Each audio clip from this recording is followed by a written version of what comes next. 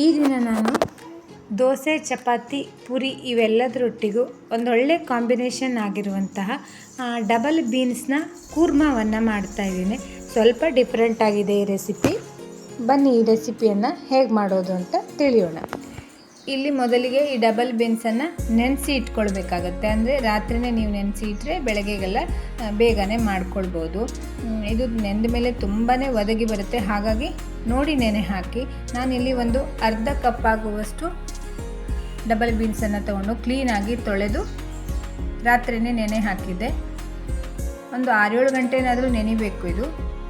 ನೋಡಿ ಬೆಳಗಾಗೋ ತನಕ ತುಂಬಾ ಚೆನ್ನಾಗಿ ನೆಂದು ಬಂದಿದೆ ಇದು. ನಂತರ ಇದನ್ನು ಒಂದು ಕುಕ್ಕರ್ ಪಾತ್ರೆಗೆ ಹಾಕಿ ಬೇಯಿಸ್ಕೊಳ್ಬೇಕು.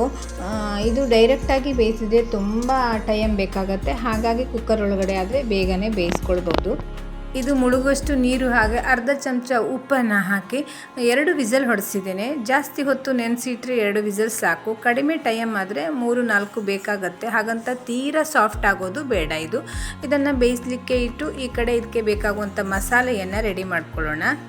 ಒಂದು ಸಣ್ಣ ಮಿಕ್ಸಿ ಜಾರಿಗೆ ಅರ್ಧ ಕಪ್ ಫ್ರೆಶ್ ತೆಂಗಿನಕಾಯಿ ತುರಿ, ಹೆಚ್ಚಿರುವಂತಹ ಟೊಮೆಟೊ 2 ಬಳಸಿದ್ದೇನೆ, ಹೆಚ್ಚಿರುವಂಥ ಈರುಳ್ಳಿ, ಇಲ್ಲಿ ನಾನು 1 ಈರುಳ್ಳಿಯನ್ನು ಬಳಸಿದ್ದೇನೆ, ಹಾಗೆ ಸಣ್ಣದಾಗಿ ಹೆಚ್ಚಿರುವಂಥ ಶುಂಠಿ, 8-10 ಬೆಳ್ಳುಳ್ಳಿ ಎಸಳು, ಖಾರಕ್ಕೆ 4 ಹಸಿಮೆಣಸು, 1 ಚಮಚ ಗಸಗಸೆ, ಒಂದು 8-10 ಗೋಡಂಬಿ, ಇವಿಷ್ಟನ್ನು ಸೇರಿಸಿ ಪೇಸ್ಟ್ ಥರ ರುಬ್ಬಿ ಪಕ್ಕಕ್ಕಿಡಿ.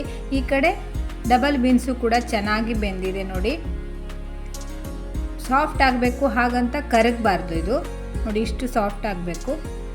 ಈಗ ಇದಕ್ಕೆ ಒಗ್ಗರಣೆಯನ್ನು ಹಾಕೋಣ. ಒಗ್ಗರಣೆಗೆ ನಾನಿಲ್ಲಿ ಒಂದು ಪಾತ್ರೆನ ತಗೊಂಡು ಅದಕ್ಕೆ ಒಂದು 3-4 ಚಮಚ ಆಗುವಷ್ಟು ಎಣ್ಣೆ, ಅರ್ಧ ಚಮಚ ಜೀರಿಗೆ, ಸಣ್ಣದಾಗಿ ಹೆಚ್ಚಿರುವಂತಹ ಈರುಳ್ಳಿ ಚೆನ್ನಾಗಿ ಎಣ್ಣೆಯೊಳಗಡೆ ಫ್ರೈ ಆಗಬೇಕು.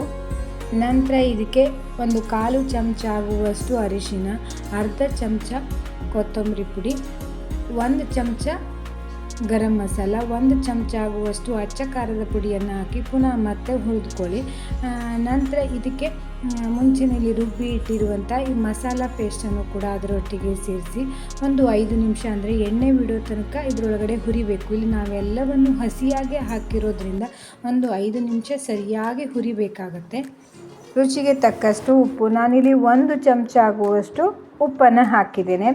ಮುಂಚೆನೇ ಈ ಬೀನ್ಸು ಬೇಯುವಾಗಲೂ ಕೂಡ ಅರ್ಧ ಚಮಚ ಉಪ್ಪನ್ನು ಹಾಕಿರೋದ್ರಿಂದ ನೋಡಿ ಹಾಕಿ ಮುಚ್ಚಿ ಒಂದು 5 ನಿಮಿಷ ಬೇಯಿಸ್ಕೊಳ್ಳಿ, ಹಸಿ ವಾಸನೆ ಹೋಗೋ ತನಕ.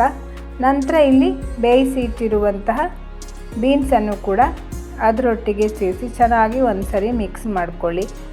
ನಾನಿಲ್ಲಿ ಈ ಬೀನ್ಸನ್ನು ಬೇಯಿಸಲಿಕ್ಕೆ ಬಳಸಿರುವಂಥ ನೀರನ್ನು ಕೂಡ ಇದರೊಟ್ಟಿಗೆ ಸೇರಿಸಿ ಮುಚ್ಚಿ ಒಂದು 5 ನಿಮಿಷ ಕುದಿಲಿಕ್ಕೆ ಬಿಟ್ಟಿದ್ದೇನೆ. ಮೇಲ್ಗಡೆಯಿಂದ ಸಣ್ಣದಾಗಿ ಹೆಚ್ಚಿರುವಂಥ ಕೊತ್ತಂಬರಿ ಸೊಪ್ಪನ್ನು ಉದುರಿಸಿದರೆ ರುಚಿಕರವಾದಂತಹ ಡಬಲ್ ಬೀನ್ಸಿನ ಕೂರ್ಮ ರೆಡಿಯಾಗಿದೆ. ಚಪಾತಿ ಜೊತೆ, ಪೂರಿ, ದೋಸೆ ಇವೆಲ್ಲದರೊಟ್ಟಿಗೂ ಒಂದೊಳ್ಳೆ ಕಾಂಬಿನೇಷನ್ನು. ಈ ವಿಡಿಯೋವನ್ನು ನೋಡಿ ನೀವು ಕೂಡ ಒಮ್ಮೆ ಟ್ರೈ ಮಾಡಿ ನೋಡಿ. ಹಾಗೆ ನನ್ನ ಪರಿಶ್ರಮ ಕಿಚನ್ ಚಾನಲ್ ಒಳಗಡೆ ತುಂಬ ವಿಡಿಯೋ ಹಾಗೆ ಮನೆಮದ್ದನ್ನು ಮಾಡಿ ಹಾಕಿದ್ದೇನೆ. ನೀವು ಒಮ್ಮೆ ಹೋಗಿ ನೋಡಿ, ಯಾವುದಾದ್ರೂ ಇಷ್ಟ ಆಯಿತು ಅಂತ ಅಂದರೆ ಮನೆಯಲ್ಲಿ ಟ್ರೈ ಮಾಡಿ ನೋಡಿ. ಧನ್ಯವಾದಗಳು.